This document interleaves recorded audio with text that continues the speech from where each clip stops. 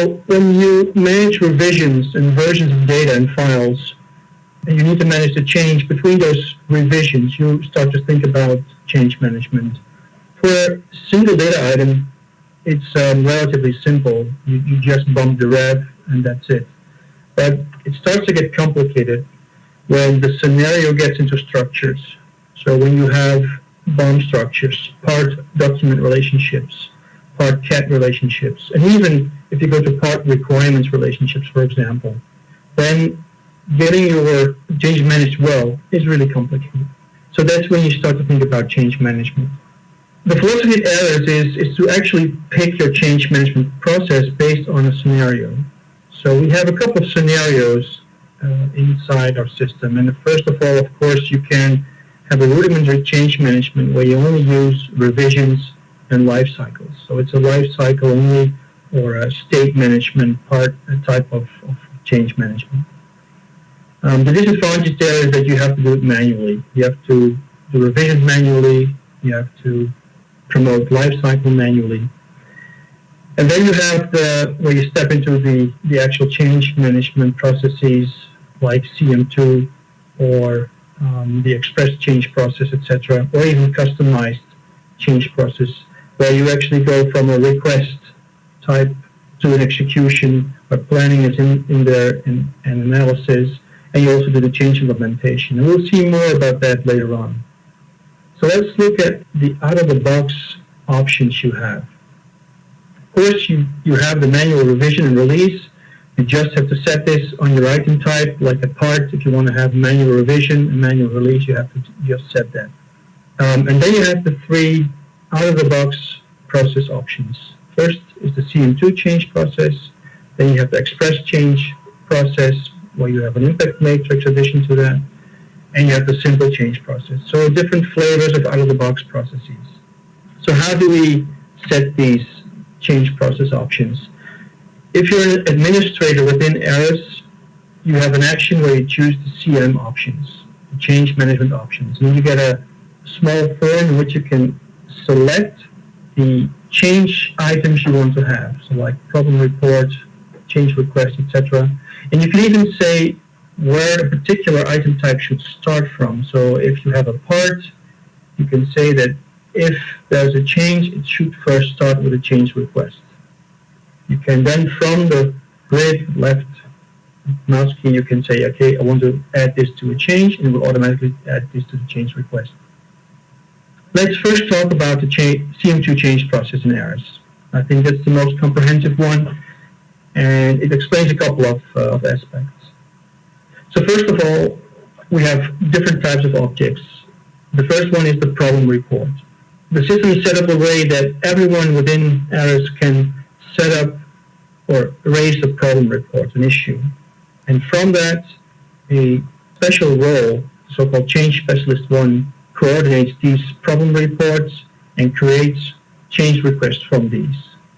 Sometimes you can also, as a designer, if you have the right to do that, you can create directly a change request, but in this case, when you have a problem report, a change specialist assigns these problem reports to a change request, and from that, the change requests are reviewed by the change review board, and then if that's approved, if the change request is approved, it goes into the change notice. So there's a separate role named Change Specialist 2 who controls these change notices, and I'll explain more about that later. There's also another role in there, it's called the Change Implementation Board, which validates and approves the implementation of the change.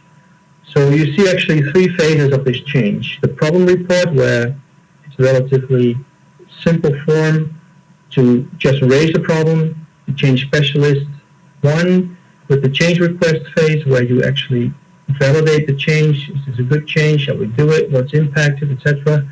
And then you have the actual implementation of this change in the change notice phase.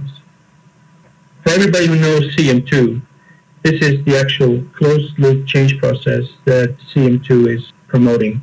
So this is actually what you have to comply to be CM2 certified as a system. There's one thing I would like to pick out, besides the things we've already seen, like change requests and change specialists, etc., is so-called fast track.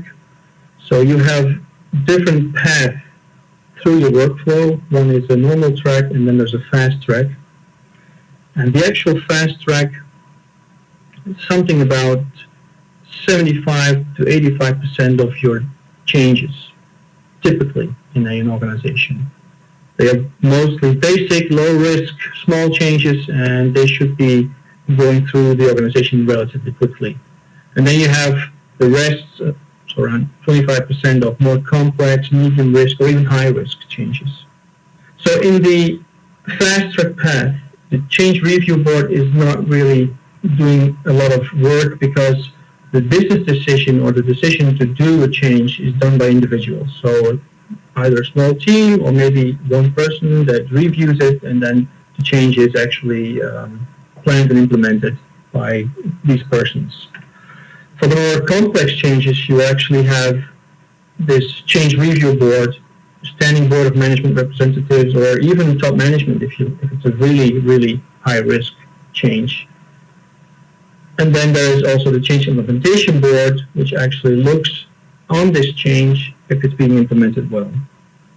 What's important in this phase, in the first phase, in the change request phase, is actually to see the change impact. Now, typically, designer would look at, is my form fit function, is that going to change, or is there some items I need to change as well? So some physical or logical stuff that needs to be changed or impacted. But there's more than that. There is a cost impact. There's a time impact.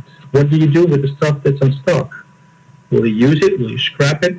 These are the types of questions you have to have in your system and record during a change request to actually being able to decide on this change and then implement this change. So let's look at the actual change objects in the system. First of all, we have the problem report.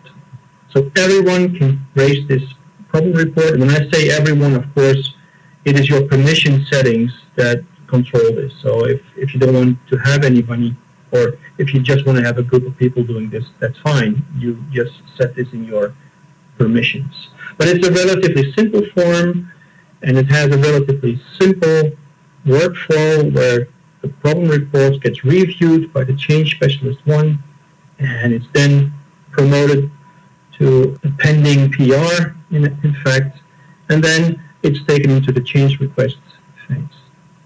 The change request is already a bit more elaborate, so there's more stuff to it. You have lots of information there, like is it a corrective action, a product improvement, what's the solution proposed. You have during the technical review, you get information on we would like to solve it like that, and you have cost estimates.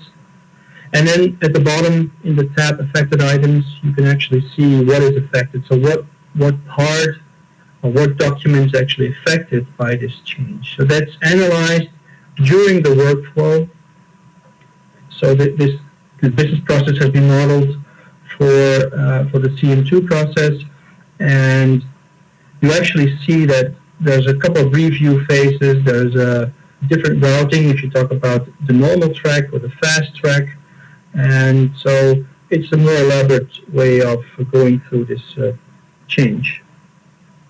And finally, when the ECRs are done, when you've decided we're going to do this change, they roll up in a change notice.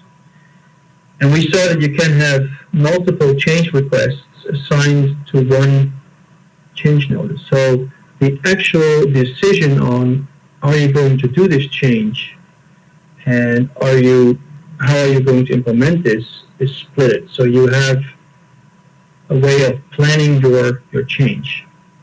So that, for example, if you have a part which is listed as affected item in 2 different change requests, you can handle this change with one change notification, change notice. So you actually have to do the work once. You have to change the documents to this part once. You have to change the BOM probably once. So that's the focus of having these separate objects within the CM2 system.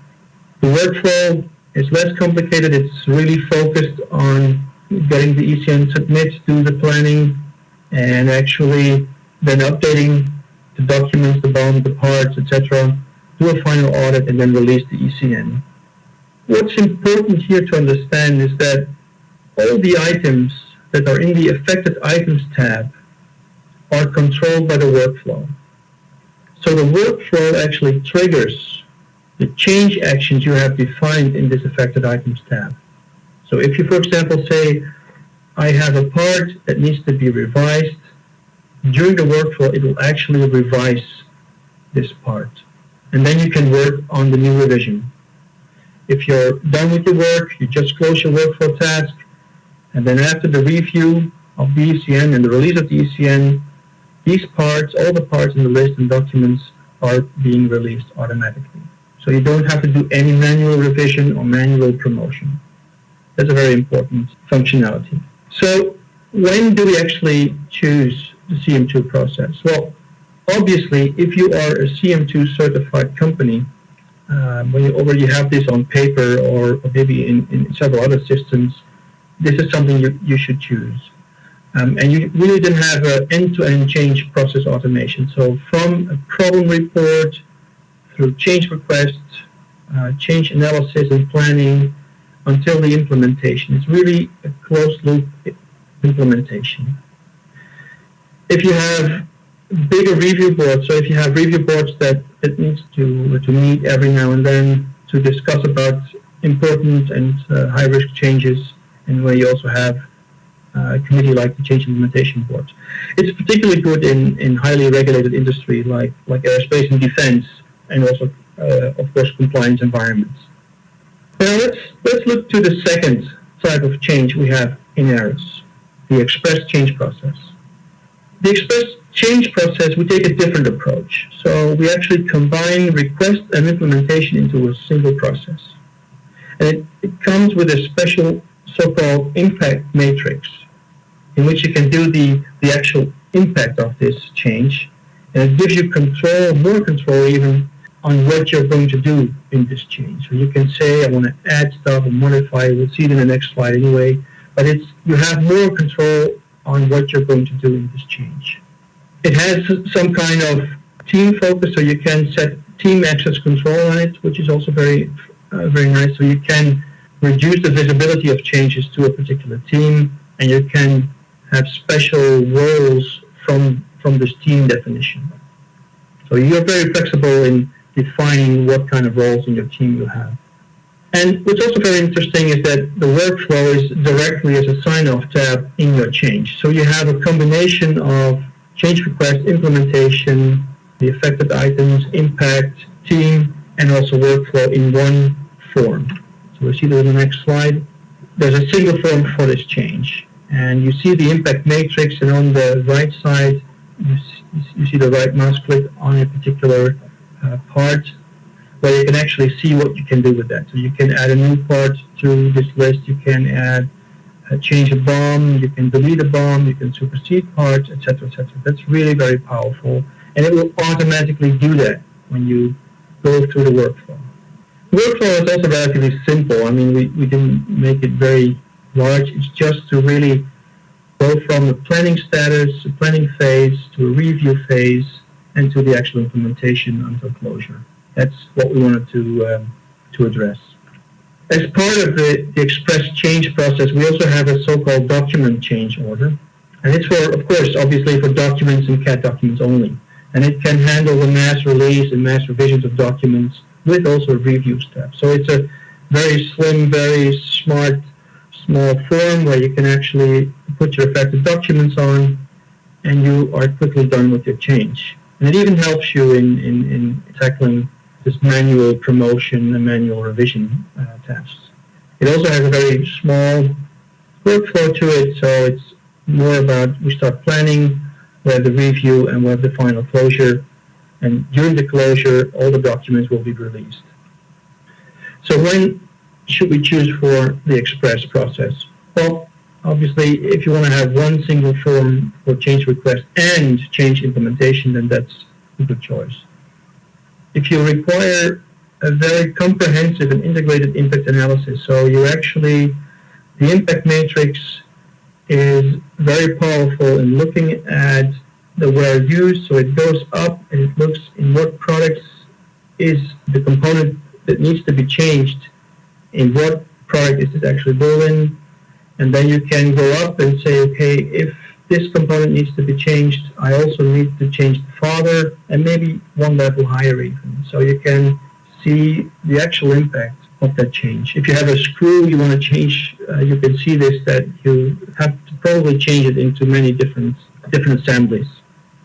Also, it's very good when you don't need the CRB, CIB in that form as CM2. And if you want to have a very short process for documents and CAD models and drawings. So we can even do it more simple. We have a so-called simple change process. So the express is fast, but the simple is simple. First of all, it's a very streamlined form and process, and there's no change request required. So there's no analysis and planning phase prior to the change. It's used to add, update, or delete parts and documents, and the parts and bonds and CADs are driven by this process. So that's comparable to the CM2 process we've seen. And then there's a different flavor to it as well. We have, within this, we also have a manufacturing change order, where you edit basically the approved manufacturer list. So this is after release of the parts, and it does not increment the part revision. So you can simply add, through this manufacturing change order, you can add additional qualified parts you have found from your supplier. This is the form. It's a very simple form again. It only has a couple of attributes to describe the change and the reason for the change. It has a small workflow, and it shows the affected items to it. And it has a particular type of review comparable to the CM2 review we saw, through a fast-track approval of the change actually done, or to a more CRB type of change control. So when should we choose the simple process? Well, this is, of course, a highly streamlined approach. So if you need fast change processes, this is one you can choose. If a change request is not required, then it's a good choice as well. The change impact analysis and planning are then performed before you actually initiate the change. So the whole decision-making is already done. And of course, what we've seen, the approved manufacturers, if that's changed frequently, then this is a very helpful process. This is very common in high-tech electronics industry, where things go fast and where you have lots of contract manufacturers and also lots of suppliers. So now we've seen, first of all, the out-of-the-box processes, but when the company has a change process that is really different from what I've shown you, you might want to choose the custom process. So there's your forms and your workflows, and it basically comes down, if you have a change process that delivers a competitive advantage, or if it's a highly complex global process, or if you have invested many years to improve your process with trained thousands of people around the world, you don't want to retrain them again, then this is something you need to consider. So really building your change process into the system. And then there are actually two ways of doing this. First of all, you can change the out-of-the-box change processes. So you can take this as a basis and then build your process from there. Or you can start from scratch and create your own change process. Let's first of all look at the out-of-the-box changes. So typically what's being done is that you add new workflow activities, or that you add steps to your change process lifecycle. You have different SNEs on your workflow, change control is different, and people tend to work on the properties of the form. So they want to have different properties, more properties, less properties.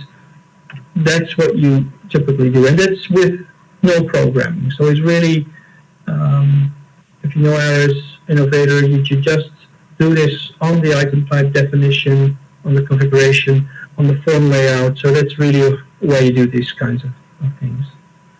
It's important that It doesn't change the versioning behavior, and it will not impede the upgrade, so you are fully upgradable, and no programming is really required there.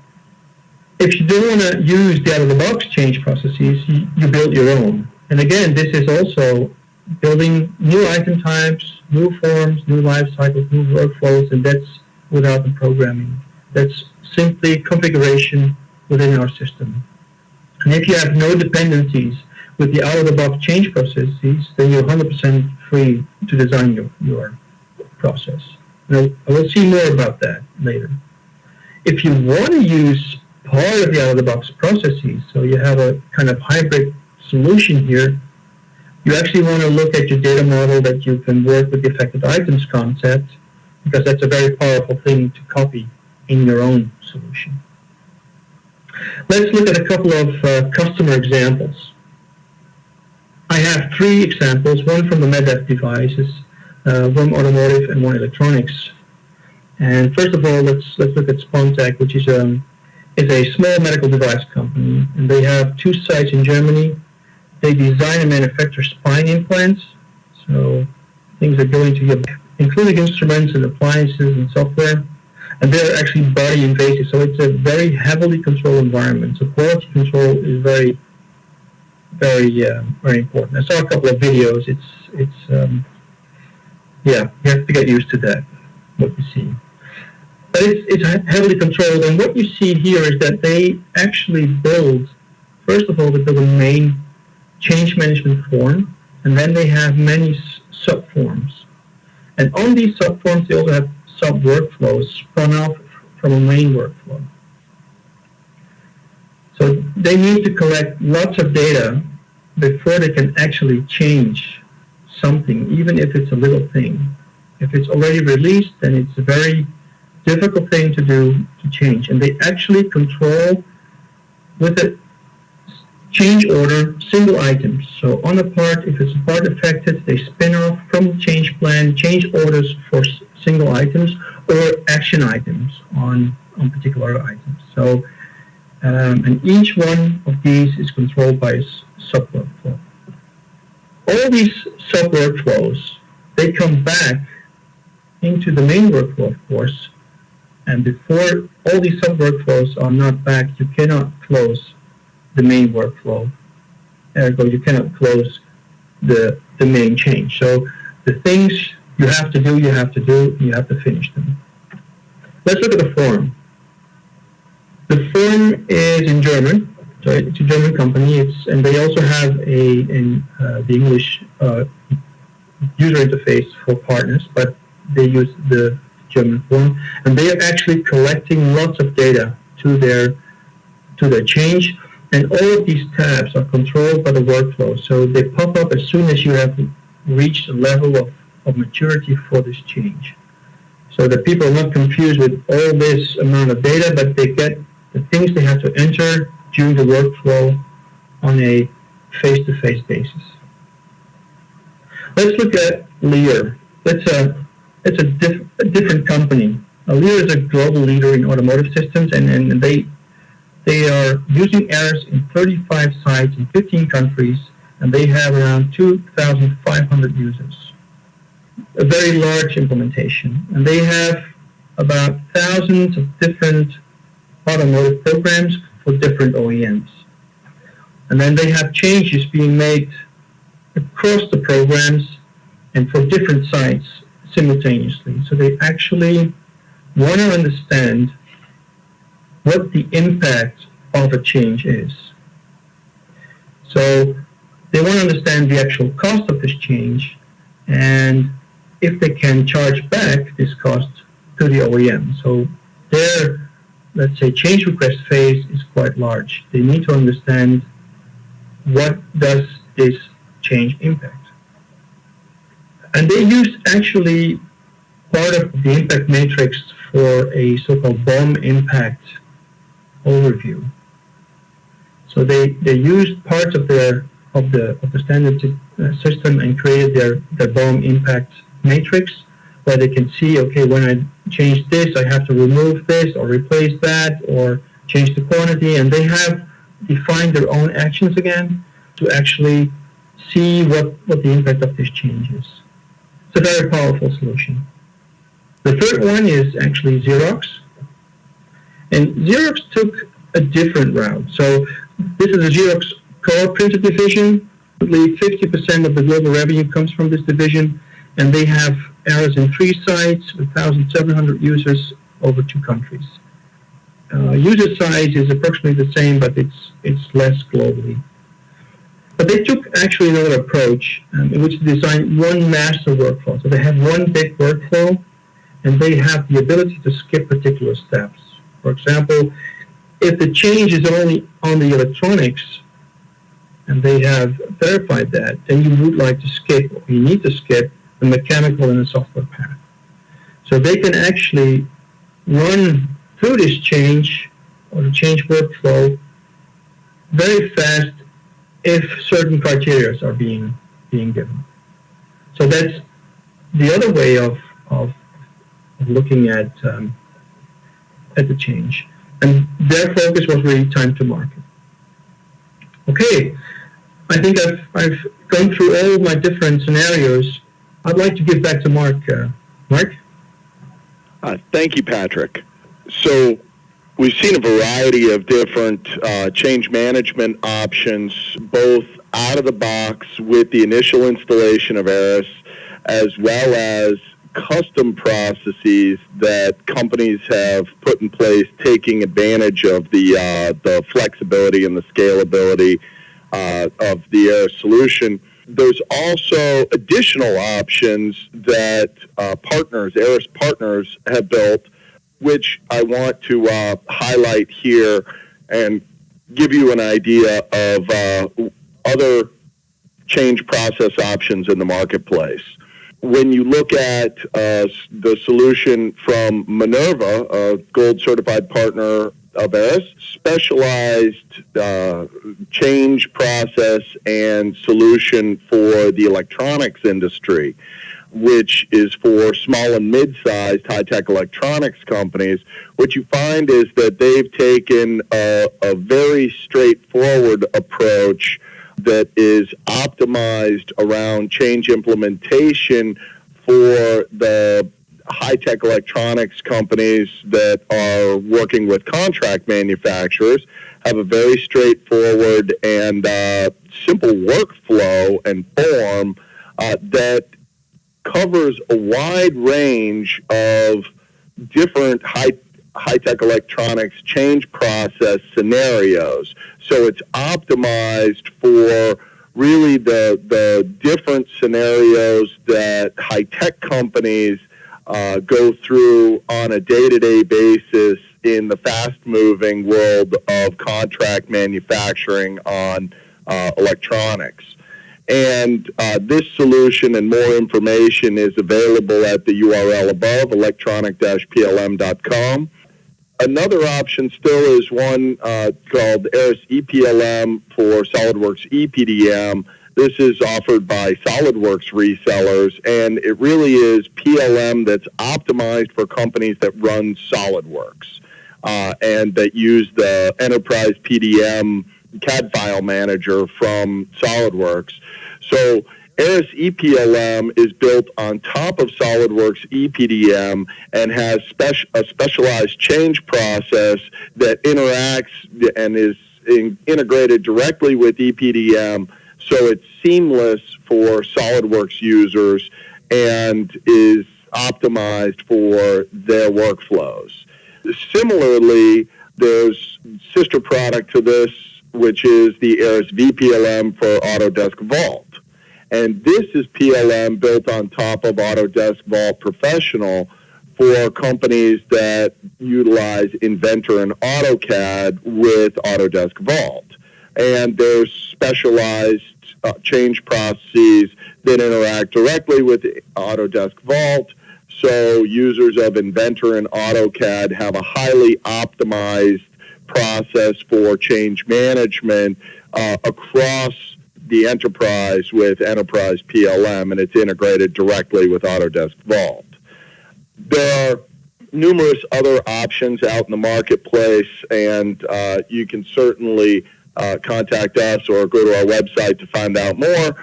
But in summary, everything is possible with ARIS. Everything from highly specialized change control for complex configuration management, which we saw several different scenarios outlined, both out of the box and custom, as well as then the ability to have just basic version control, where you're simply managing revision and version and release with lifecycle state management. You have the CM2 process out of the box with the initial installation of ARIS, and of course, a wide range of options that give you the capability to customize as needed, either the out of the box or create entirely custom, or work with partner options.